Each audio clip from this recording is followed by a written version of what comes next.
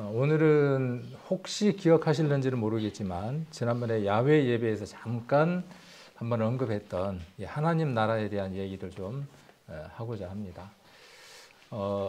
성경을 우리가 이해하고 우리에게 적용할 때 원칙들이 있습니다. 혹시 기억하실는지 모르겠는데 제가 자주 이야기하는 원칙이 있습니다. 그 세 가지 점을 성경을 이해할 때 찍으셔야 된다라고 말씀을 드렸습니다. 그래서 그 성경이 그 시대에 그 상황 가운데에 무엇을 말하고 있는가에 대한 내용들을 우리가 이해할 수 있어야 하고, 그 다음에 두 번째가 무엇이라고 말씀을 드렸냐 하면 그것이 예수님과 나에 대해서 무엇이라고 말하고 있는가에 대한 그 이해가 그 다음 중요합니다. 그 다음 세 번째, 그 둘을 다 했다고 할지라도 성경 읽기는 성경 공부는 거기에서 끝나서는 안 됩니다. 성경을 공부하는 데 있어서 가장 중요한 것은 적용입니다. 내 삶 안에 적용하는 것이죠. 우리가 신앙에 있어서 많은 문제점들은 이 적용의 부분에서 문제가 되어질 것 같습니다. 그래서 그러면 앞에 두 개의 부분은 필요 없냐? 그렇지 않습니다. 그것이 풍성해야 그 다음 그 부분 가운데 일부분들 우리가 적용하고 또 삶 가운데에 이렇게 열매로 나타내게 되는 것이겠죠. 제가 어떤 책을 이렇게 이제 읽다 보니까 빌 도나후라고 하는, 이름이 좀 어렵네요. 이 사람도 똑같이 뭐라고 이야기하느냐 하면 성경 공부를 하는 원칙 세 가지가 있는데 그 첫 번째가 관찰이다. 제가 말하는 것보다는 유명한 사람이 이야기했다 그러니까 조금 관심이 더 갑니까? 그런가요? 누군가가 뭐 트럼프가 얘기했다, 바이든이 얘기했다, 뭐 누군가가 유명한 사람이 이야기하면 그 우리가 좀 좋은 것 같아. 그런데 성경에서 이렇게 이야기했다 그러면 뭐 너무 당연한 걸로 이렇게 받아들이는 경향이 있는데, 제가 드리는 말씀도 어느 책들에 다 그렇게 나와 있겠죠. 왜? 그렇게 생각하고 그렇게 성경을 공부를 하게 되기 때문에 똑같습니다. 결론적으로 보면. 그래서 그분이 얘기를 하기를 우리가 성경을 공부하는 데 있어서 가장 첫 번째가 뭐냐 하면 관찰하는 것이다. 제가 오늘 이 얘기하고 상관이 있기 때문에 이 말씀을 드리는 겁니다. 관찰하는 것이다. 아까 제가 드렸던 말씀하고 똑같죠. 두 번째가 뭐냐 하면 관찰하고 그 다음에 해석하고. 제가 머리가 이렇게 나쁩니다. 안 적어갖고 해석하고. 그렇죠? 그 뜻이 무엇을 이야기하는가? 아까 제가 이야기했던 예수님과 어떤 연관이 있는가 하는 것을 해석하는 그 일이 두 번째 일이고, 세 번째 똑같습니다. 적용하는 겁니다. 그래서 관찰은 본문을 읽고 그 속에서 시대적으로 그 상황 속에서 어떤 일이 있었는가를 이해하는 것이, 관찰하는 것이 가장 중요하고, 그 다음 그 관찰이 어떤 것이냐는 것에 따라서 해석이 달라지겠죠. 지금 우리가 서적들을 읽어보면 한 30년, 40년 전에 제가 읽었던 책하고 다릅니다. 많은 부분이 달라져 있습니다. 물론 이야기하고자 하는 본질적인 내용은 크게 다를 바가 없지만 그 부분을 관찰하고 그 다음에 해석하는 데 있어서는 많이 달라져 있는 걸 볼 수 있습니다. 우리는 어쩌면 그런 면에 있어서 조금 발빠르게 움직이지 못하는 면들이 있을 수도 있습니다. 그런 면들은 제가 이렇게 이제 제공을 해드리면 되고, 또 이런 시간을 통해서 제공을 해드리는 겁니다. 그래서 시대, 배경, 문화 이런 것들이 어마어마하게 중요합니다. 어마어마하게. 예를 들어서 춘향전이라든가 뭐 흥부전을 이해하려면 지금의 문화로 그걸 이해할 수 있어요, 없어요? 큰 밥주걱으로 뺨을 하나 쳤는데 거기에 붙은 밥풀을 뜯어 먹었다? 요즘 젊은 애들 그거 이해할 수 있겠어요, 없겠어요? 이해할 수 없습니다. 아니, 그렇게 배가 고팠을까? 배가 고프니까 이거 이렇게 뜯어서 먹었겠죠. 예. 그런 어떤 문장의 내용들을 이해하기는 어렵죠. 그러려면 그 시대가 어떤 일들이 있었는가에 대한 얘기를 해줌으로써 그 작품들을 이해시킬 수 있겠죠. 성경도 마찬가지입니다. 그래서 그 시대와 상황, 예수님이 말씀하시려고 하는 그 본질적인 내용 속으로 들어가지 않으면 무엇이 생기느냐 하면 해석이 바른 해석이 되는 게 아니라 오해가 생기게 됩니다. 오해, 그러니까 그 최치배 집사님이 딱 생각이 나요. 되게 오랫동안 각인될 것 같아요. 오해하였도다. 유대인들의 그 오해는 예수님을 십자가에 못 박히게 할 만큼, 십자가에 내어줄 만큼 자기가 죽일 수 있는 법이 없으니까 다른 나라의 법을 빌려서 죽일 만큼 그렇게 오해를 했습니다. 오해는 그렇게 무서운 겁니다. 그럼 예수님이 그들을 오해하게 하셨을까요? 그러면 예수님이 하신 말씀들을 그들은 어떻게 했다는 거예요? 오해한 것이죠. 이해하지 못한 것이죠.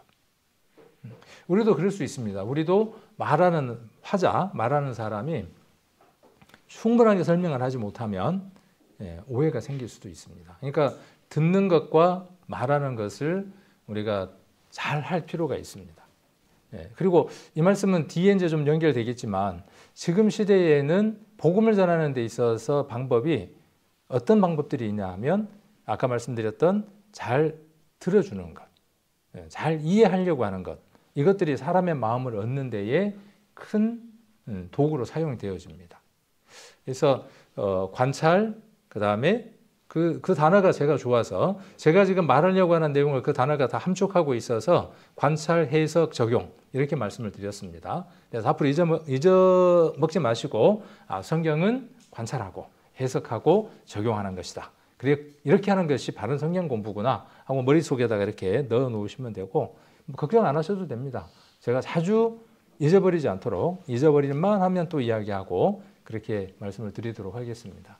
오늘 본문은 마가복음입니다. 마가복음 한번 보겠습니다. 마가복음 원리를 알면 성경을 읽는 데 많은 도움이 되고 그것으로 말미암아 낚시를 해서 그 생선을 나눠 먹을 수 있겠죠. 그러니까 고기를 매번 잡아다가 식탁 위에다가 회를 하고 구워주고 해주면 먹는 맛은 있지만 잡는 맛은 없을 거 아니에요. 오늘 이 시간이 먹는 맛이다 그러면 우리 성도님들이 어떤 맛이 있어야 되느냐 하면 관찰, 해석, 적용할 수 있는 그 팔딱팔딱 뛰는 그 생선을 잡는 느낌. 제가 처음으로 우리 형님이 그 낚시를 한번 데리고 갔어요. 우리 아버지가 낚시를 엄청 좋아하시는데 우리 아버지는 그 아들들 데리고 낚시를 안 가셨던 것 같아요. 아마 싫어하니까 그랬을 것 같기도 하고. 근데 형님이 한번 데리고 갔는데 요 근방 어디를 한번 데리고 갔어요. 지금 생각하니까 저기 요렇게 보다 보면은 그 어디죠? 도촌인가요? 그 근방 어디 뒤쪽이었던 것 같아요. 지금 생각하니까. 그래서 지렁이 끼는 게 싫어가지고 지렁이를 못 끼고 있었더니 끼워가지고 낚싯대를 던져서 낚시를 한번 하게 해주더라고요. 그래서 뭔가 이렇게 폭 내려가서 탁 잡았는데 타다닥 치고 올라오더라고요. 요만했어요. 요만한 것도 아니고. 근데 이제 뻥을 좀 쳐야 되는데 요만한 거 잡았다고 뻥을 쳐야 되는데 사실대로 이야기하면 요만한 그 문절구라 그러나요? 문절이 그거 잡았어요. 요만한 거를. 근데 기분 되게 좋더라고요. 근데 저는 저하고는 그 취미는 안 맞는 것 같더라고요. 그래서 그때 한 번 가고 그 뒤에는 안 갔던 것 같아요. 근데 그 잡을 때 느낌이 굉장히 좋더라고요. 지렁이에 끼울 때 기분은 되게 안 좋고 이게 파사닥하고 올라올 때도 좋았는데 그걸 이렇게 빼야 되잖아요. 빼는 느낌도 별로 안 좋아요. 저는 그게 별로 안 좋아서 그걸 안 하게 되더라고요. 근데 이제 낚시를 좋아하는 사람들의 특징은 어디 있냐면 그 모든 과정들이 좋은 거예요. 준비하는 거, 낚싯대를 채비하는 거, 갔다 온 뒤에 그걸 마무리하는 거 전체가 좋은 겁니다. 제가 어떻게 잘 알게요? 낚시도 안 해봤는데 저희 아버지 많이 봤기 때문에 그것하고 본 것하고 그다음에 직접 그 맛을 느끼는 거하고는 다르겠죠. 그 맛을 느끼고 그걸 또 이렇게 회를 떠서 누군가를 대접할 때 누군가가 기뻐하는 그 전 과정을 보는 것. 그거는 낚시하는 사람들의 어떤 특권일 것 같아요. 근데 저는 간접적으로 뭘 하느냐 하면 그 낚시를 하고 싶은 거예요. 우리 성도님들이 그 낚시의 맛을 보셨으면 좋겠어요. 그래서 관찰하고 해석하고 적용할 때에 내 안에 올라오는 그 세상 그 어떤 것하고도 비교할 수 없는 오늘 여기 나와 있는 그 하나님의 나라가 내 안에서 조금씩 확장되는 것을 느끼는 맛. 그리고 그것이 우리 성도님들과 이렇게 교제될 수 있도록 나누는 그 맛. 그리고 이것을 맛보고 우리 성도님들이 그렇게 살아가는 그 삶 속으로 들어가는 것을 보는 맛. 이것이 그 설교자가 교회 안에서 이루어내려고 하는 궁극적인 목적이지 않을까 하는 생각을 한번 해봅니다. 그래서 마가복음 4장 30절로 32절 같이 한번 읽겠습니다. 또 가라사대 우리가 하나님의 나라를 어떻게 비하며 또 무슨 비유로 나타낼꼬 겨자씨 한 알과 같으니 땅에 심길 때에는 땅 위의 모든 씨보다 작은 것이로되 심기운 후에는 자라서 모든 나물보다 커지며 큰 가지를 내니 공중의 새들이 그 그늘에 깃들일 만큼 되느니라. 이 비유는 마가복음과 마태복음, 누가복음 다 기록이 되어 있습니다. 그런데 약간씩 차이가 있습니다. 자기 밭이라고 기록되어 있고 채전이라고 기록되어 있고 마태복음에는 자기 밭, 마태복음 13장, 누가복음 13장 이렇게 기록되어 있습니다. 재밌게 똑같은 장에 기록이 되어 있습니다. 한 곳은 채전이라고 기록되어 있고 그 다음에 여기는 나물이라고 기록이 되어 있고 한 곳은 나무라고 기록이 되어 있고 그 다음에 시간이 없으니까 제가 대충 설명을 해드리는 겁니다. 그 다음에 공중의 새가 그 가지에 깃들인다고 되어져 있고 마태 누가는 근데 오늘 본문에 보면 자 어디에 새가 깃들입니까? 오늘 발견하셨나요? 네. 근데 이거 생각 안 하고 보면 어떤 생각이 드느냐면은 여기도 공중에 새가 깃들인다고 생각을 합니다. 마태 누가의 영향을 받아서 마가복음을 그대로 보게 되면 그러니까 관찰이 예민하지 못하면 새가 공중에 깃들이는 것이지. 그리고 여러분 생각은 어떻습니까?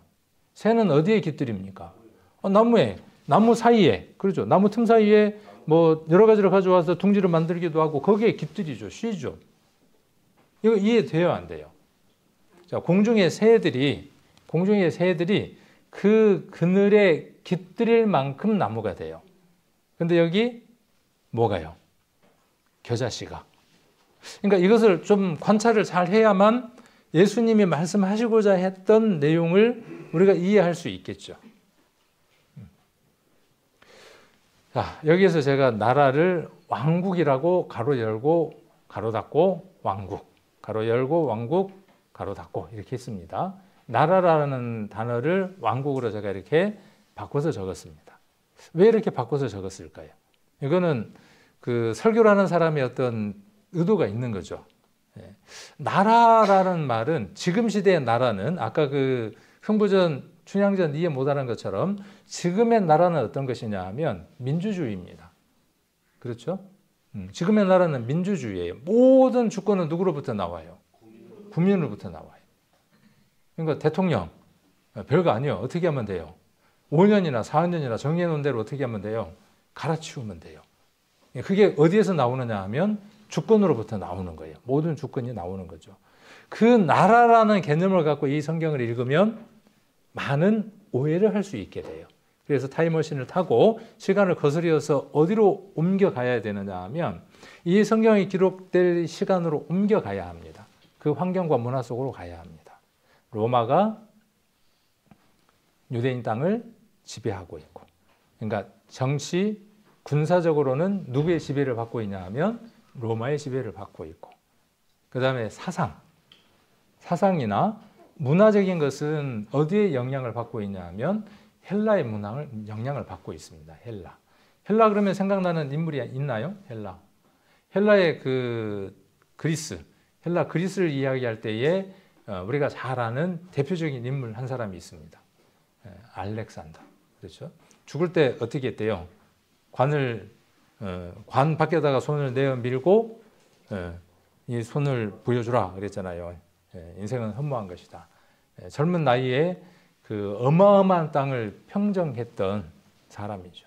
그러니까 그 지배를 문화적인 그런 지배를 받고 있었던 당시에 예수님이 지금 말씀하고 계시는 거죠. 그래서 그때의 나라는 무엇을 이야기하느냐 하면 여기 하나님 나라라고 이야기할 때 이 나라는 상대적으로 무엇과 비교된 것이냐 하면 헬라와 로마의 나라와 비교된 것이에요. 그러니까 이걸 듣는 사람들은 예수님에게서 무엇을 기대했을 것 같아요? 유대인들은 이 얘기를 들을 때에 많은 사람들이 둘러 모여 있었을 때 예수님이 많은 기적을 행하고 능력 있는 모습들을 보여줬단 말이죠. 지금쯤 이스라엘이 회복될 때인갑다. 왜? 다니엘서를 쭉 읽어보니까 어때요? 기름 부은 자가 나타날 때가 그 즈음이라고 생각을 한 겁니다. 지금 우리가 예수님이 오실 때가 이때쯤이라고 생각하고 그분을 기다리는 것보다 훨씬 더 유대인들은 예수 그리스도께서 오셔서 그 일들을 행하실 것이라고 간절하게 기도했습니다. 그 타이밍일 거라고 생각을 했어요. 그리고 죽은 자도 살리고 대기만 하면 병이 낫고 바다 위로 걷고 이분이구나라고 생각을 했어요. 그분이 뭘 이루어낼 것 같아요? 이제 하나님의 나라를 이 땅에다가 이루실 것이라고 기대했어요. 어마어마하게 기대를 했겠죠. 자, 그런데 이 예수님 뭐라고 말씀하시는 거죠? 그 기대를 하고 있는 사람들에게 지금 얘기하시는 거예요. 자, 하나님의 나라는 라고 이야기하는 겁니다. 그러면 듣는 사람들은 뭘 기대를 할까요? 자, 알렉산더가 세계를 지배하고 있는 그 즈음의 나라. 로마가 이스라엘을 지배하고 있었던 그 정치적으로 군사적으로 강한 나라.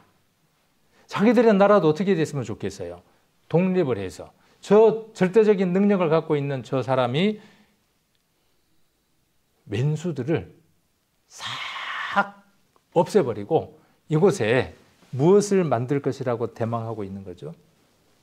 하나님의 왕국이 올 것이라고 기대하고 있는 겁니다. 그렇게 기대하는 자 입에서 나온 말이에요. 그러니까 이 비유를 들을 때에 우리가 지금 생각하는 비유와 예수님이 이 얘기를 하셨을 때의 상황과 대상들, 기대치, 이 모든 것들이 다 다르다는 겁니다. 그렇게 생각하고 이것을 이해하지 않으면 예수님이 말씀하시려고 하는 진정한 의미를 이해할 수 없게 됩니다.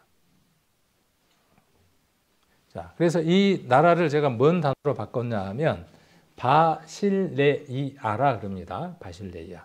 이게 헬라어로 바실레이아라고 이야기를 하는데 왕국입니다. 그러니까 나라라는 말은 헬라 말로 바실레이아라고 기록되어 있고 그렇게 기록되어 있는 것을 우리 성경에서는 나라다 이렇게 번역을 했습니다. 근데 이 번역은 지금 우리들이 이해할 수 있는 언어들도 되겠지만 무엇을 만들어내느냐 하면 아까 제가 모든 주권은 국민들로부터 나온다 하는 그 나라와 오해되어질 수 있기 때문에 왕국이라고 하는 그 시대의 언어를 썼습니다. 그래서 이 바실레이아라고 하는 이 단어는 어떤 것이냐 하면 알렉산더가 강한 힘을 가지고 정복했습니다. 한 땅을 정복을 했습니다. 그 정복한 땅은 누구의 지배를 받는 거죠? 알렉산더 대왕의 강력한 통치가 그 나라에 임하는 겁니다.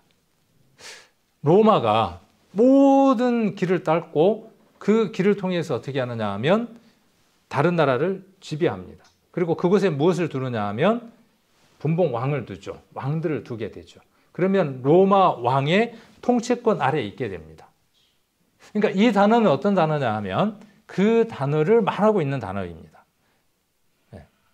그러니까 이 단어를 이야기했을 때 그들은 뭘 기대할까요? 하나님의 나라는 하나님의 왕국은 이라고 이야기할 때 그들은 뭘 기대하느냐 하면 헬라의 알렉산더가 이루었던 그 강한 나라, 로마의 그 강한 나라를 생각하는 거예요. 야, 이제 저 사람이 하나님 나라에 대해서 이야기를 해주려고 하는구나. 그럼 어떤 나라일까? 하고 기대하고 듣는 거죠. 자, 기대하고 들었을 때 그 기대를 충족시킵니까? 충족시키지 못합니까? 이 비유가. 자, 충족시키면 1번, 충족시키지 않으면 2번. 자, 충족시켜줘요, 못 시켜줘요? 제가 이 얘기를 설명한 이유는 무엇 때문이냐 하면 뒤에의 그 내용이 그들의 생각을 충족시켜주지 못한다. 그 얘기를 하려고 지금 이 비유를 이야기를 한 겁니다. 근데 첫 마디가 딱 뭐라 그래요? 하나님의 나라는 당신 눈에 보이는 것처럼 저 알렉산더가 지배했던 그 큰 땅덩어리 이렇게 이야기를 할 것 같았는데 첫 마디가 딱 뭐라고 이야기를 해요? 하나님의 나라를 어떻게 비하며 또 무슨 비유로 나타낼고 그렇게 이야기하시면서 겨자씨 한 알과 같으니. 듣는 사람이 지금 실망하겠어요, 안 하겠어요? 엄청 실망하는 겁니다. 자, 그러니까 오해할 만해요, 안 해요? 누가 잘못하셨어요? 예수님 잘못하신 거 없습니다. 네. 듣는 사람이 이것을 잘못 들어서 그런 겁니다. 간혹 그런 생각이 들 때가 있어요. 우리 예수님 좀 오해 안 가게 이야기를 좀 잘해 주시지. 근데 예수님은 충분하게 들을 귀 있는 자는 들을 수 있도록 말씀하신 거예요. 그러니까 결국은 오해는 어디에서 나오느냐 하면 들을 귀가 없어서 생기는 오해인 거죠. 그리고 그것은 결국 복음을 듣지 못하는 것으로 역사하는 걸 볼 수 있습니다. 그래서 겨자씨 한 알과 같다 그렇게 이야기를 합니다. 에게 그런 나라가 어디 있어? 알렉산더나 또 아니면 로마 황제 카이사르가 만들었던 그 땅들처럼 그렇게 강대하고 통치하고 강한 나라여야 되지. 어디 하나님 나라가 겨자씨 하나만 하다고? 별로 듣고 싶은 마음이 없어. 그러나 누구는 귀담아 들은 것이죠. 자, 이 말씀을 기록한 마가는 귀를 기울여서 듣고 예수님이 무엇을 말씀하시고자 하는 내용을 이곳에 기록해 놓았습니다. 우리는 그것을 읽어내야 하겠죠. 마태는 무엇을 말하고자 했는지, 마태와 누가는 무엇을 말하고자 했는지. 둘은 공통점이 있는데, 그죠? 공통점이 있는데, 마가는 전혀 다른 데에다가 초점을 두고 있어요. 저는 이 성경을 읽으면서 어디에 초점이 갔느냐 하면, 마지막에 노란색입니다. 제가 여기 번호를 붙여놨죠. 번호가 잘못 붙었네요. 잘 붙었네요. 자, 땅 위에 심길 때에는 땅 위의 모든 씨보다 작은 것이 1번입니다. 자, 한 알과 같다라고 이야기하면서 그 한 알에 주목하게 하고 애게하고 실망하는 사람도 있을 것이고 실망하고 자리를 떠난 사람도 있을 것이고 실망했지만 그 자리에 앉아서 지금 무엇인가를 듣고 있는 사람도 있을 것이고 귀를 기울여서 여전히 듣고 있는 사람도 있을 겁니다. 자, 그런데 땅에 심길 때에는 땅 위의 모든 씨보다 작은 것이다. 그 다음 두 번째가 뭐냐 하면 심긴 후에는 자라서 모든 나물보다, 나무가 아니라 나물이라 그랬네요. 나물보다 커지며 큰 가지를 내니 라고 두 번째로 이야기를 하고 있습니다. 그리고 세 번째는 뭐냐 하면 공중의 새들이 그 그늘에 깃들일 만큼 되느니라 이렇게 이야기를 하고 있습니다. 뭔가 좀 이렇게 밑줄을 치니까 달라지는 게 있나요? 좀 달라지는 게 있어요. 제게는. 자, 심길 때라고 이야기를 하면 시작점입니다. 하나님의 나라는 반드시 시작점이 있어야 된다는 것입니다. 그렇죠. 시작점이 반드시 있어야 하겠죠. 자, 그리고 두 번째 뭐냐 하면 하나님의 나라는 사람이 있다는 겁니다. 사람이 있습니다. 그리고 세 번째의 특징은 결과이죠.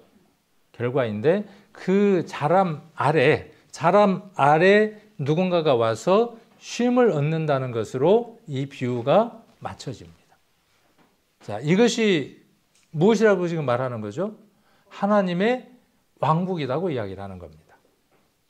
하나님의 왕국은 이런 것이다. 이렇게 지금 말하고 있는 것이죠. 자, 왕국이라는 말, 바실레이아라고 하는 말에 우리가 한번 주목해 봅시다. 땅이 있어야 하는 거죠. 거대한 땅이 있고 그 땅을 통치하고 지배할 누가 존재하는 거죠? 왕이 존재하는 겁니다. 지금 마가는 듣는 사람들에게 무엇이라고 말하느냐 하면 당신들은 그 거대한 땅의 한 부분이에요. 그리고 그곳에 왕이 계시는 거예요. 그 왕, 누구일까요? 자, 이 시대의 왕은 절대적인 힘을 가졌죠. 근데 그 통치가 자율권이나 모든 사람을 힘있게 하고 세워주는 권한이었을까요? 통제하고 억압하고 지배하고 부려먹는 권력이었을까요? 그것과 대비되는 겁니다. 그러니까 왕이 그들을 통제함으로 말미암는 그래서 강대한 나라가 되어지는 그 나라와 어떤 나라를 대비하는 거죠?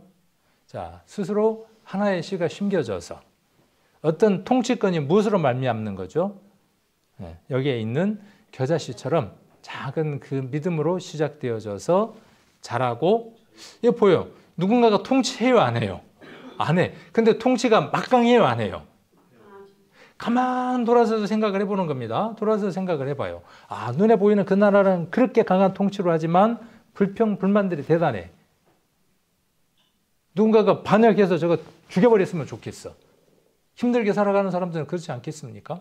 그 통치가 진정한 통치냐 하면 그렇지 않은 통치라는 것이죠. 근데 이 통치는 어떤 나라예요? 이 통치는 하나님의 영이 들어오셔서 믿음이라고 하는 것이 들어오셔서 안에 있는 그 사람과 유기적으로 협력하고 움직임으로 말미암는 그 나라. 지금 저와 여러분 안에 이루어지고 있는 그 나라에 대해서 예수님이 말씀하고 계시는 거죠. 그러면 우리 땅에 왕이 계셔야 하는 겁니다. 제가 이 서두의 이 말씀을 정리를 하고 뒷부분은 빠르게 넘어가도 될 것 같아서 서두의 말씀들을 정리를 하려고 하는 겁니다. 그래서 우리 안에 왕국이 형성돼야 하는 거죠. 그러려면 시작점이 있어야 한다는 겁니다. 그 시작점은 아주 작은 겨자씨처럼 큰 것으로 시작하는 것이 아니라 우리가 누구로부터 돌아서는 것, 우리 나라, 내 나라가 있습니다.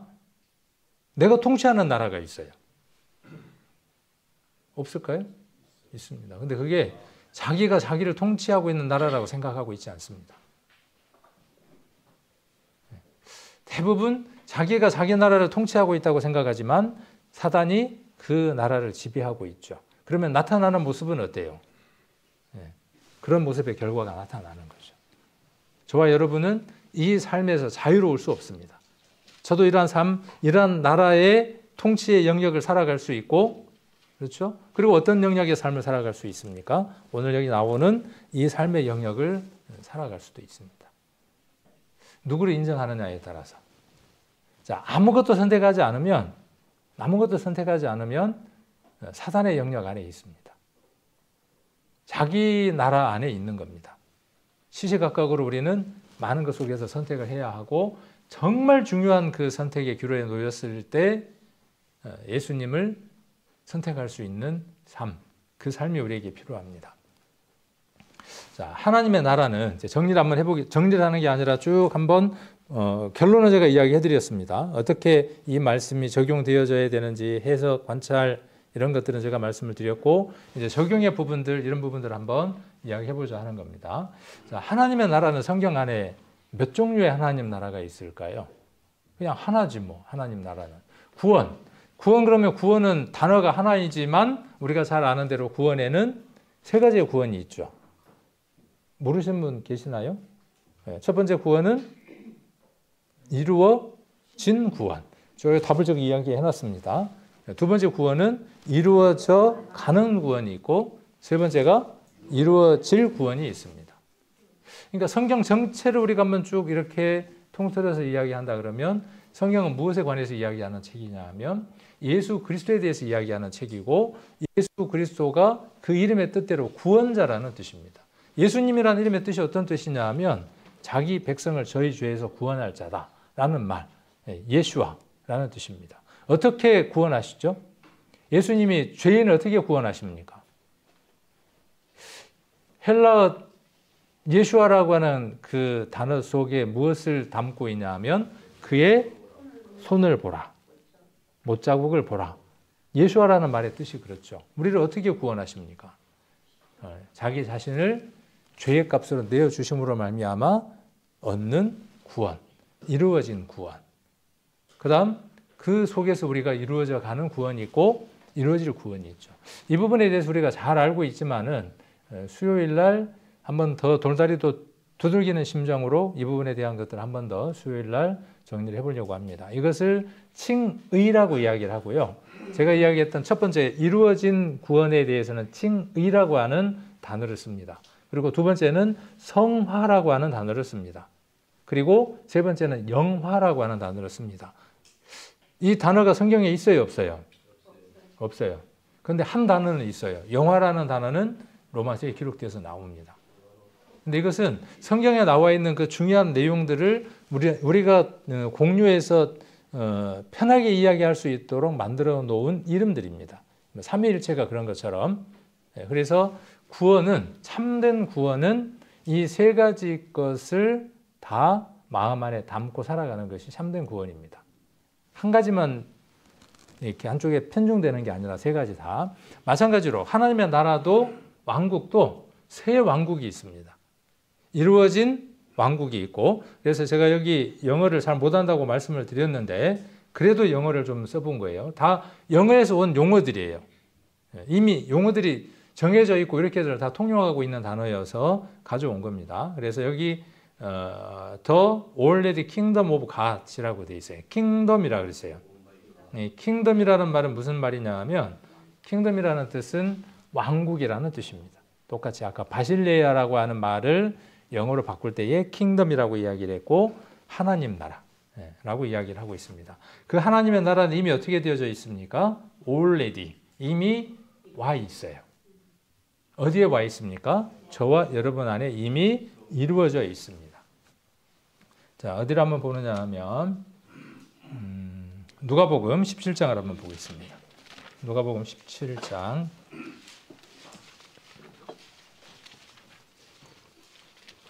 바울도 이 얘기를 하신 적이 있고 또 누가도 이렇게 누가복음에서 적고 있습니다.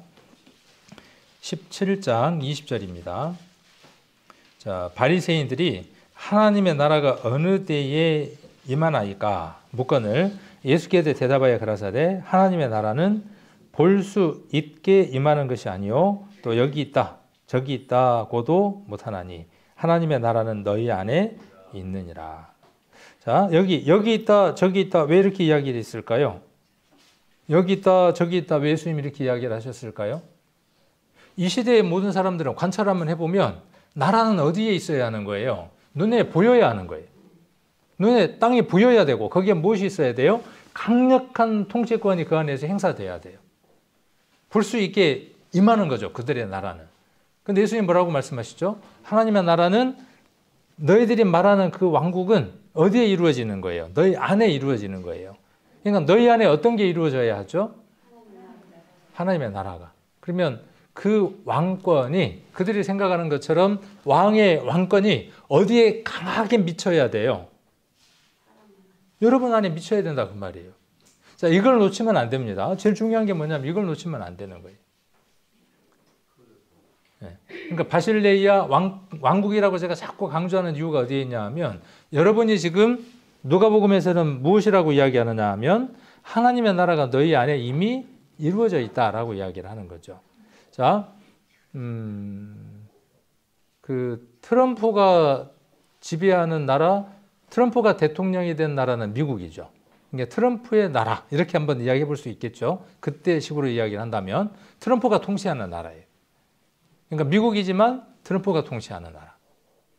알렉산더가 통치하는 나라 바실레이아 왕국이었습니다. 그러면 우리도 왕국이어야 되죠. 누가 그럼 우리를 통치해야 합니까? 내가? 근데 상당 부분 저도 제 삶을 이렇게 뒤돌아보면 많은 부분이 누가 나를 통치하냐 하면 내가 내 나라의 주인이에요. 모든 기준이 누구냐 하면 내가. 거기에서 무엇으로 바뀌어야 되느냐 하면 모든 지배권과 통치권을 누구에게 넘겨드려야 되느냐 하면 그분에게로 넘겨드려야 돼요. 그럼 무엇으로부터 시작하느냐 하면 겨자씨와 같은 작은 것으로 시작하는 거예요. 큰 것으로 시작하는 게 아니라. 큰 것으로 다 내줄 것 같지만 실은 그렇지 않습니다. 아주 작은 것부터 시작해서 우리는 큰 것들로 점점 옮겨져 가는 거죠. 아까 그 비유처럼. 자, 그 나라가 어떤 나라? 하나님이 원하시는 진정한 나라입니다. 요한복음 18장 36절에도 뭐라고 기록되어 있냐 하면 하나님의 나라는 이 세상에 속한 것이 아니다. 그렇게 말씀하고 계십니다. 어디에 속한 것이냐? 지금 우리 안에 하나님의 나라가 이루어져 있습니다. 누가 와 계시니까? 자, 아까 킹덤 오브 갓, 킹덤 오브 지저스라고 이야기할 수도 있겠죠. 예수님의 왕국, 예수님이 와서 거처하시는 곳이 되면 그것이 왕국입니다. 그러면 성전이라고도 바꿀 수 있겠죠. 똑같은 단어인 겁니다. 거룩하신 분이 거하는 전, 그러니까 성전. 너희가 하나님의 성전인 것을 너희가 알지 못하느냐 이렇게 말씀하셨던 것처럼 똑같은 얘기인 겁니다. 이미 성전이 되어진 것에 대해서 이야기를 합니다. 자, 그 다음에 두 번째로 가운데 뭐 하나 더 있습니다. 하나 더 있는데 두 번째로 이루어질 하나님 나라입니다. Not yet. 아직은 아니다 그 말이에요. 아직은. 그것이 완성됐지만 끝나 있지만 아직은 우리가 거기까지 도달하지 않았다. 머지않아 거기에 갈 것이다. 그렇게 이야기를 하고 있습니다. 우리가 서울 가는 버스를 타면 그 버스가 부산행이 아닌 한 반드시 어디를 보장해 주느냐 하면 서울을 보장해 주죠. 고속버스는 사고 날 수 있어요. 그런데 하나님이 준비하신 천국 버스는 절대로 사고 나는 법이 없습니다. 우리는 그 버스에 탔습니다. 그렇죠? 그 버스에 탔습니다. 얼마 주고 타셨습니까? 자, 혹시 10,000원 주고 타신 분? 티켓 10,000원짜리 끊으신 분, 50,000원짜리 끊으신 분. 자, 여기는 무엇으로 표를 끊느냐 하면 믿음이라고 하는 것으로 표를 끊습니다. 믿음이라고 하는 것으로 표를 끊으니까 칭의라고 이야기를 하는 겁니다. 그래서 이 표를 끊었습니다. 이 표를 끊은 사람은 이것을 뭐 여러 가지로 표현할 수 있어요. 구원받았다, 죄사함 받았다, 거듭났다, 중생했다, 의로워졌다, 뭐 여러 가지 단어들로 이 단어를 표현할 수 있습니다. 성경에 있어서 아주 중요한 부분을 차지하는 거예요. 그것 때문에 예수님이 오셨으니까. 그 최근에는 구원만 너무 이야기하는 파가 있다 그래서 거기로 구원파라 그러더라고요. 네. 그런데 성경에서 구원 빼면요. 제일 중요한 게 구원이에요. 여기서 여기까지가 아까 뭐라고 말씀드렸죠? 여기서 여기까지가 구원이에요. 근데 이것 하나에만 파고들면 기울겠죠. 그렇죠. 기울겠죠. 기울지 않게 해야 하는 거죠. 자, 그리고 여기에 구원도 이야기를 합니다. 여기도 지금 구원을 이야기를 하죠. 여기에 구원은 이루어질 구원, 이루어질 하나님 나라예요. 자, 아직 이루어진 것은 아니에요. 고린도전서 15장에 보시면 예수님이 모든 사람들을 부활하게 하시고 마지막 날 천년 왕국이 됐을 때 거기에서 예수님이 비로소 가시적인 왕이 되십니다. 지금 예수님은 눈에 보이지 않는 왕이에요. 그러니까 함부로 하는 거죠. 그죠? 그러니까 함부로 하는 겁니다. 그런데 그때는 가시적으로 철장을 들고 만국을 깨트려버리는 왕으로 오셔서 모든 것들을 평정하시고 그 왕권 아래에 있는 일들이 이루어지게 됩니다. 그리고 계시록에 기록되어 있는 대로 영원한 새하늘과 새 땅, 천국으로 옮겨져 가는 겁니다. 누가 옮겨져 가죠? 예정된 사람이? 그건 이제 장로교에서 그렇게 이야기를 하는 겁니다. 교리예요, 교리. 장로교라고 그 켈빈이라고 하는 사람이 이야기한 교리에 따라서 교회에 나오게 된 사람은 그냥 나온 줄 아냐? 하나님의 다 섭리와 경륜이 있기 때문에 나온 거다. 하나님이 그렇게 예정하신 것이다. 그 예정된 사람이 안 가면 누가 천국 가냐? 라고 이야기를 하는 것이고, 알미니안주의에서는 뭐라고 이야기하느냐 하면 아니다. 다 죄인인데 예수 그리스도의 은혜를 깨달아야만, 그 복음의 은혜를 마음 가운데 받아들여야만, 자유의지로 받아들여야만. 차이가 있죠. 한쪽은 뭐예요? 하나님의 전폭적인 뜻이고, 한쪽은 뭐예요? 하나님이 그렇게 정하셨지만 사람이 반응하지 않으면 의미가 없다. 그래서 구원을 자기 스스로 결정할 수 있고 받을 수 있다라고 이야기하는 게 알미니안주의입니다. 그러니까 장로교는 켈빈, 그 다음에 성결교, 감리교, 침례교 이런 쪽들은 오늘날 뭐 오순절 교회들, 이런 교회들은 어디에 주장을 많이 따라가는 거죠? 지금 알미니안주의를 많이 따라가고 있는 겁니다. 어느 게 옳을까요? 갑자기 이렇게 물으니까. 성경에 두 가지의 말씀이 다 기록되어 있습니다. 그러니까 하나는 버리고 하나만 취하면 우리는 기우는 겁니다. 하나님은 우리를 구원받도록 정해 놓으셨다는 생각을 많이 하게 됩니다. 구원받고 살아가다 보면. 내가 살아가는 발걸음 하나하나가 하나님의 정하심이 없으면 내가 이 길로 올 수 없음을 인정할 수밖에 없습니다. 그런데 내가 이 복음을 듣고 내가 이 복음을 위해서 모든 것들을 뒤로 하고 바울처럼 내가 이 복음만을 위해서 살겠다고 하는 내 자유의지도 분명히 필요하고 있었습니다. 그렇죠? 네. 오늘 머리가 복잡하죠. 그 얘기를 하려고 하는 건 아닌데, 그래서 성경을 잘 읽어보면 반드시 복음을 들어야만 하고, 예수님이 오셔서 그렇게 외쳤으니까, 그리고 영접하는 자, 곧 그 이름을 믿는 자들에게 하나님의 자녀가 되게 하는 권세를 주셨다고 하셨으니까 그 믿음이라고 하는, 이미 이루어져 있는 그 사실에 대한 믿음이 있어야 되는 것만큼은 분명하죠. 그것이 예언이든 자기 의지로 이루어졌든 간에. 중요한 것은 뭐냐면 그 믿음에 대한 반응이 내게 있었느냐 하는 그 포인트가 굉장히 중요한 것이죠. 이게 이루어진 사람에게는 예정이 됐든 자기 의지로 이루어졌든 내가 이 믿음 안에 있다면 이미 하나님 나라가 이루어진 것입니다. 그 사람에게 하나님은 무엇을 선사하느냐 하면 썩지 않는 몸으로 부활해서 영원한 하나님 나라에 갈 수 있는 영화라고 하는 것으로 우리의 몸을 불갑을 썩지 않는 몸으로 바꾸시는 일이 일어나게 됩니다. 죽었던 사람도 불에 타서 없어졌던 사람도 이 믿음 안에 살았던 모든 사람들은 이 부활에 참여하게 됩니다. 자, 이거 내가 할 수 있는 일이에요, 할 수 없는 일이에요? 이 구원을 이루는 건 내가 할 수 있어요, 없어요? 그럼 요거 한번 여쭤보게요. 썩지 않는 몸으로 내가 부활되는 건 내가 할 수 있어요, 없어요? 없어요. 그럼 무엇으로 이것이 그 안에 동참하는 거죠? 무엇으로? 믿음으로, 믿음. 그렇죠. 네. 믿음이라고 하는 것으로 우리가 이 부활 안에 동참하게 되는 은혜를 입게 되는 겁니다. 믿음이라고 하는 건 굉장히 중요한 겁니다. 그러니까. 자, 이것도 뭐예요? 이미 이루어진 사실에 내가 믿음으로 반응하는 거죠. 모든 사람의 죄의 값을 예수 그리스도가 다 십자가 위에서 해결해 놓으셨다고 하는 말씀에 내가 반응하는 것이죠. 믿음으로 반응하는 것이죠. 그렇게 된 사람을 하나님이 이렇게 바꾸신다고 말씀하고 계시죠. 그러니까 이것도 뭐냐면 내가 반응하는 것이지만 그것이 내 것이 되는 것 그리고 내 것이 되기 이전의 모든 것들은 뭐냐면 내가 할 수 있는 게 하나도 없어요. 그러니까 이건 전폭적인 하나님의 은혜로 내가 받는 것이죠. 자, 그런데 이 세 번째 하나 제가 말씀드리는 걸로는 세 번째. 그러니까 이 둘은 우리가 어떻게 하면 돼요? 걱정할 필요 없어요. 이 둘은 그렇죠. 걱정한다고 돼요, 안 돼요? 될 일은 아니에요. 요거는 걱정할 때 내가 안 믿었으면 믿으면 될 일이고, 요건요 믿으면 이루어지는 일이니까 뭐 걱정할 필요가 없는 겁니다. 자, 그런데 오늘 이 세 번째 가장 가운데 있는 이것이 중요하기 때문에 이 비유에 대한 이야기를 하고자 하는 겁니다. 자, 하나님의 나라는 이루어져 가는 겁니다.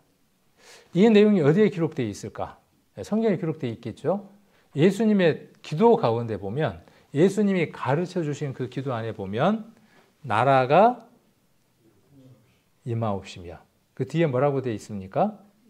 뜻이 하늘에서 이룬 것 같이 땅에서도 이루어지리이다.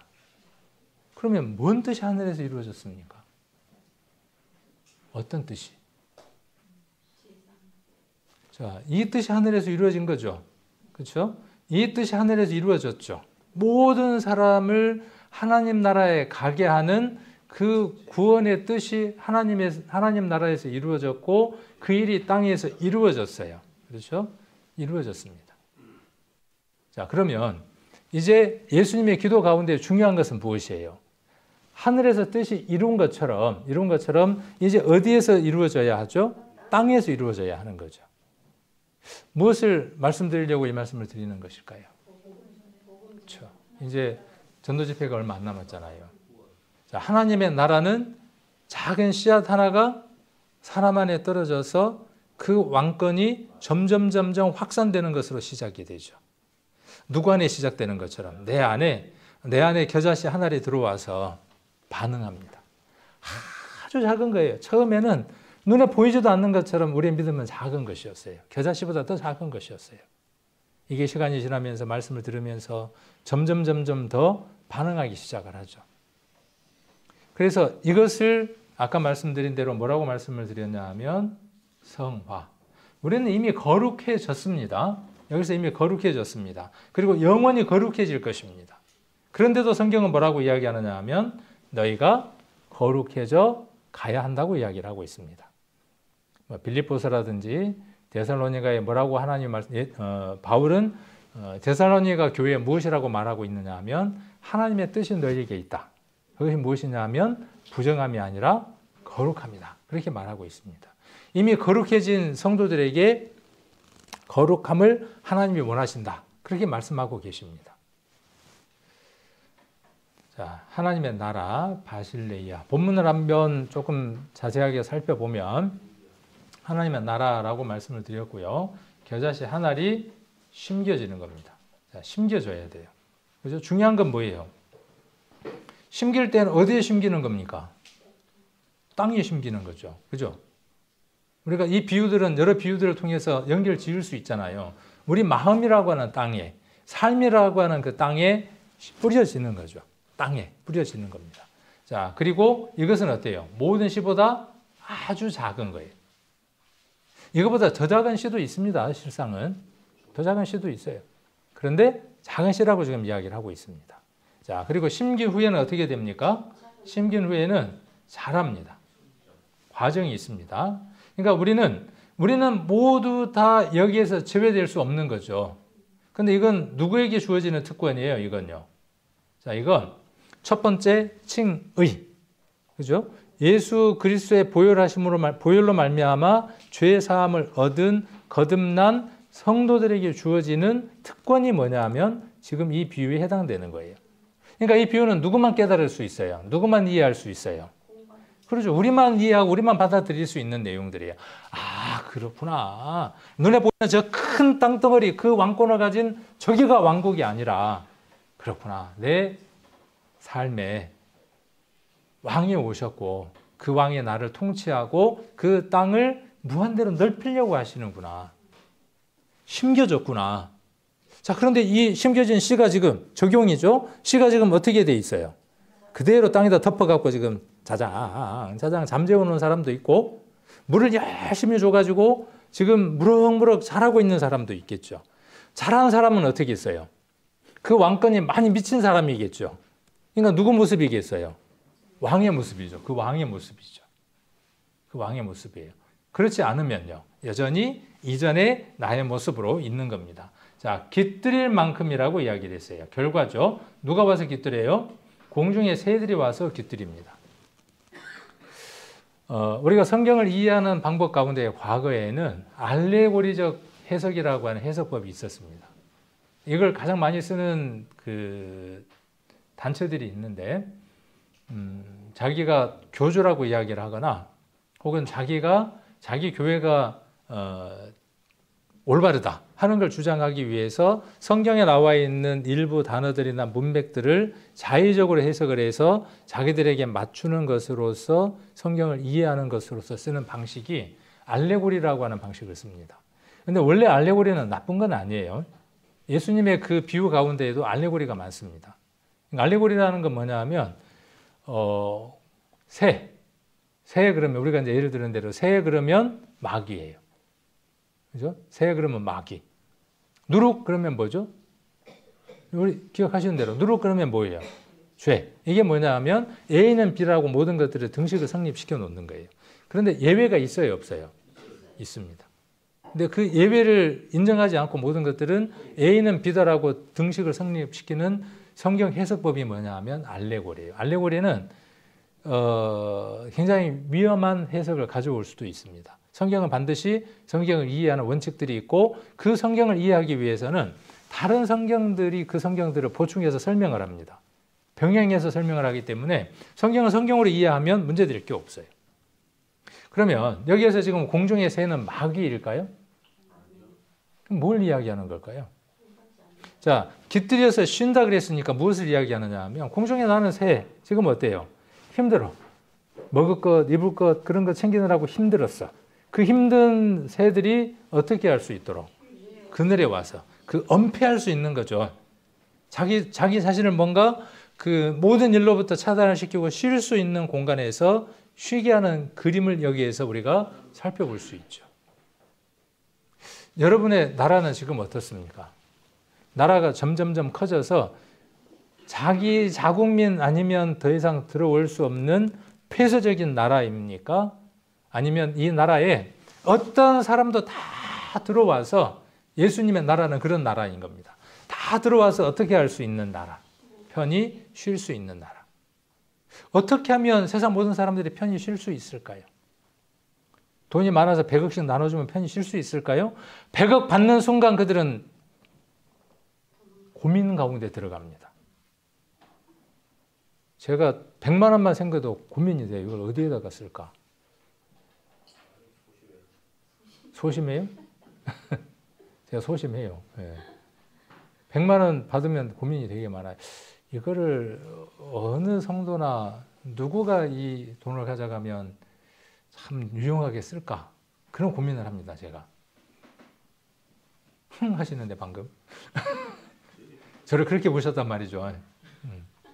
그런 고민 많이 합니다. 그런 고민들 진짜 많이 해요. 제게 가용할 것 외에, 근데 실은 그렇지 않습니다. 제게 이미 가용할 만한 이상의 것들이 있어요. 욕심 부리고 있어서 그렇지.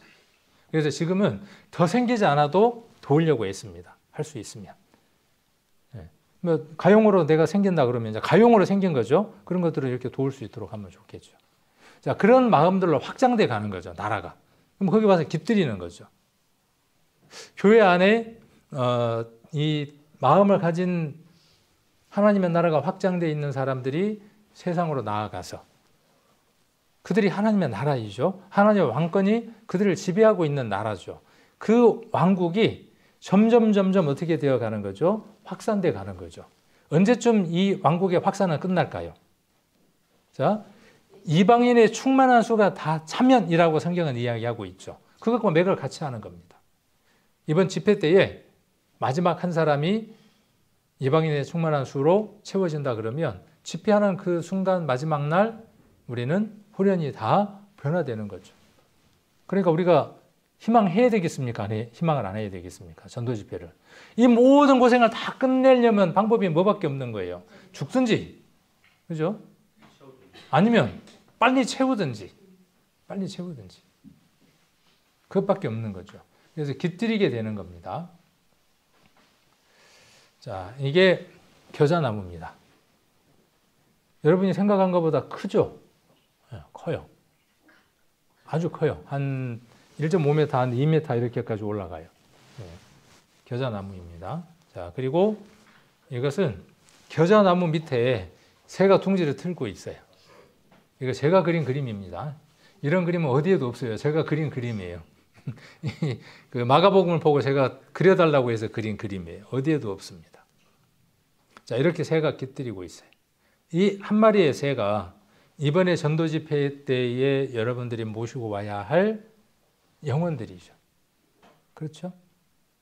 그러면 그 영혼에게 무엇이 다시 시작이 되는 거죠? 하나님의 나라가 작은 겨자씨로서 시작이 되는 거죠. 이것이 누룩으로 표현할 때도 있죠. 막 부풀어 올라가는 거죠. 미쳐버리겠죠. 마태와 누가는 이것을 어떻게 표현했느냐 하면 구약에 우주목이라고 하는 이미지가 있습니다. 처음 들어보죠? 그루터기는 들어보셨습니까? 그루터기는 여러분들이 많이 들어보셨을 거예요. 이스라엘의 남은 자를 상징할 때 그루터기라고 이야기를 합니다. 근데 왜 똑같은 성경 안에 우주목은 나오는데 우주목은 한 번도 못 들어봤을까요? 성경을 자세히 관찰 안 했기 때문에 그렇습니다.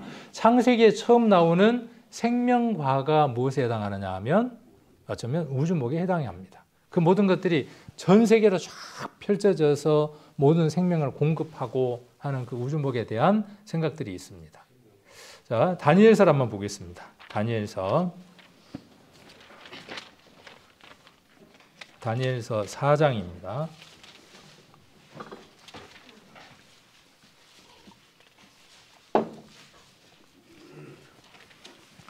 다니엘서 4장 10절입니다. 이제 바벨론이 이렇게 왕성해질 것이다 라고 하는 그 꿈을 누가 꾸느냐 하면 이 바벨론 왕이 꿈을 꾸게 되죠. 다니엘서 4장 1238페이지, 구약 1238페이지입니다. 왕이 그 꿈을 꿉니다.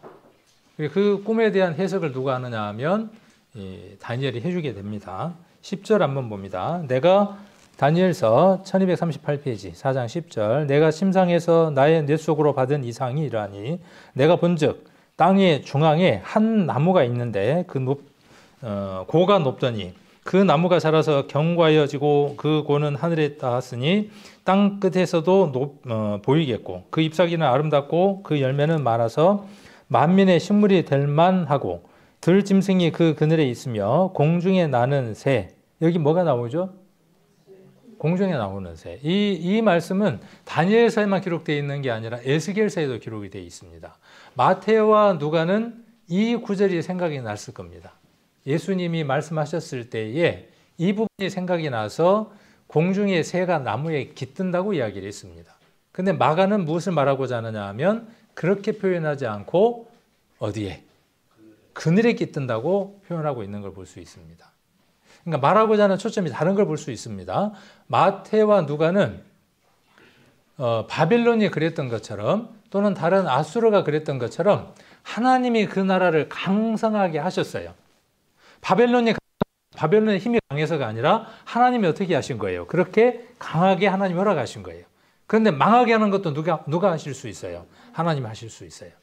그런 것처럼 이스라엘도 어떻게 될 것이라는 거죠? 이스라엘도 이 우주목처럼 세계 중앙에 서서 이 나무가 모든 나라까지 쭉 들어가는. 그러면 이스라엘 민족은 이 그림을 보면서 어떤 그림을 그렸겠어요? 지금 이 그림을 그린 겁니다. 제가 그림 잘 그렸죠? 이 그림 그리려고 했었습니다. 이렇게 그림을 그린 거예요. 우주의 한 공간에 서서, 지구의 한 공간에 서서 모든 민족에게 우뚝 서서 모든 나라가, 그때 공중의 새는 뭐냐면 모든 민족이고 모든 나라들입니다. 그 나라들이 어디에 와서 깃들이는 거죠? 하나님의 그 풍성 안에 깃드는 거예요. 그런 나라가 오기를 마태는 소망했겠죠. 누가도 그렇게 소망했습니다. 그러나 마가만큼은 초점을 다른 데 두고 지금 설명하고 있는 걸 볼 수 있습니다. 살짝 어떻게 이야기하고 있죠? 공중에 나무에 새가 깃드는 것이 아니라 방향을 틀어서 어디에? 그늘에.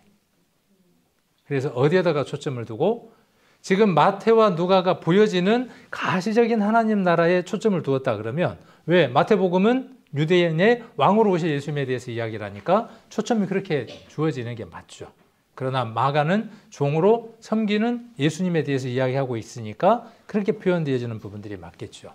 그래서 우주목에 대한 설명들이 있지만 시간이 없으니까 그냥 요거는 제가 카톡이나 밴드에 한번 읽어볼 수 있도록 올려놓도록 하겠습니다.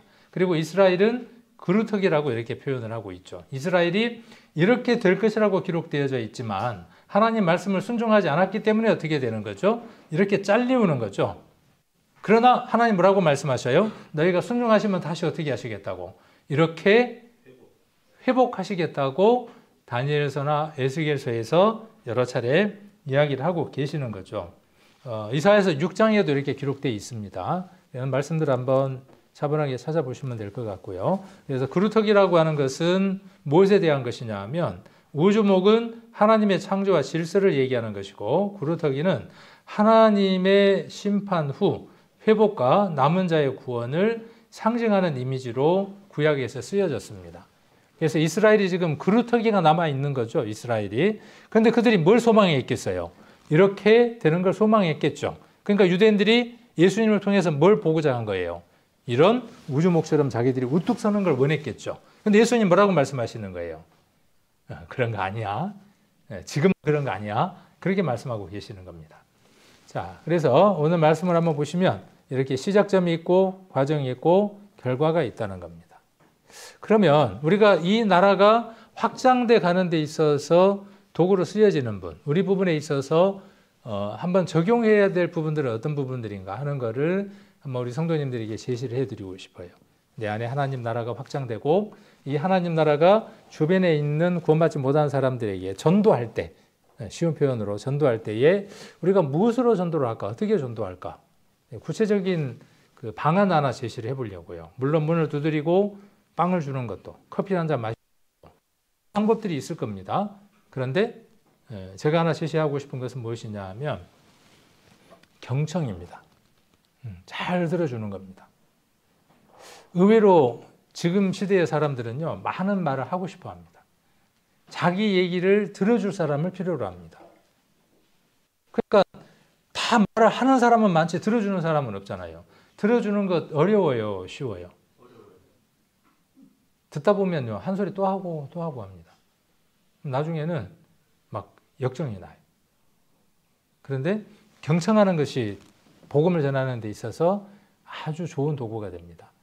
그리고 이것이 하나님 나라가 확장되는 부분에 있어서 가장 많이 나타나는 특징 가운데 하나입니다. 하나님의 나라가 확장되어 있는 사람은 말하는 사람이기보다 주장하고 자기 나라를 확장시키는 사람이 아니라 다른 나라를 확장시키기를 원하는 사람이니까 잘 들어줍니다. 그래서 경청은 신체적 그리고 정신적으로 말하는 사람에게 시선을 집중함으로써 그의 이야기에 관심을 가지고 들으려 하는 마음이 있다는 것을 보여주는 겁니다. 오늘 여러분들이 경청해 주셨죠. 그렇죠. 경청해 주시니까 그리고 요 상황에서 누가 말할 수 있는 상황은 아니죠. 설교가. 그러나 여러분들이 여기 나와 있는 대로 시선을 어떻게 주면 좋아요? 집중해 주니까 좋은 거예요. 근데 이게 이 시선만 해당되는 게 아니죠. 이것만. 무엇이 또 가 있어야 되죠? 마음이라고 하는 그 눈의 시선도 설교자와 하나가 되어져 있어야 되겠죠. 그런 것처럼 우리가 세상에서 우리가 잘 들으려고 한다면 얻을 수 있다는 거죠. 사람을. 그의 이야기에 관심을 가지고 들으려 하는 마음이 있다는 것을 보여주는 겁니다. 이거 이렇게 들어주면요. 밥도 잘 얻어 먹습니다. 제가 하라는 대로 한번 해보세요. 그렇게 돼요. 잘 들어주잖아요. 밥 사준다고 난리예요. 커피 사준다고 난리예요. 제가 밖에서는 잘하는데 교회에서는 잘 안 돼. 경청이. 문제가 좀 많은 것 같아. 자기 식구한테는 잘 안 돼. 그죠? 집에서 네. 근데 그러면 안 되는데 원래 자기 식구한테 잘해야 되는데. 네. 제가 아직 하나님 나라가 확장이 덜 된 거예요. 그러니까 이렇게 우리가 신앙생활을 한번 해보자고요. 네. 이게 적용하는 겁니다.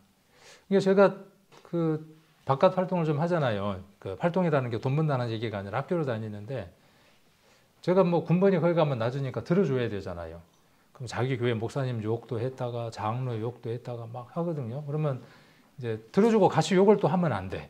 이 경청이 굉장히 중요하더라고. 나중에 뭐라 그러냐면 당신이 뭔데 우리 교회 목사를 욕을 하냐고 그러고 막 그래요. 같이 했는데 자기가 먼저 해서. 근데 긍정도 아니고 부정도 아니고 그러나 따뜻한 눈빛으로 귀는 열고 이렇게 들어주면 요즘 밥 많이 얻어 먹어요. 제가. 뭐 은수 갚아야 된다 그러면서 밥 사준다는 사람도 있고 정식값 한몫에 들 때도 있고 저도 한번 사야 되니까 근데 자주 얻어 먹어요. 커피도 자주 얻어 먹어요. 그러니까 경청을 잘해서 그런 것 같아요. 근데 이게 전도까지 이어지기까지는 많은 인내가 또 필요해요. 경청도 인내가 필요하고 그래서 여기 헨리 크라우드라고 하는 사람은 경청이라고 하는 것은 상대방의 말을 듣되 그죠? 듣되 내가 들었음을 상대방에게 알리는 거예요. 그러니까 이게 경청이 쉬운 일은 아닙니다. 절대. 사회복지에서 굉장히 중요한 단어입니다. 공감, 라포 형성 이런 단어들이 굉장히 중요한 단어죠. 자, 그리고 격려입니다. 격려.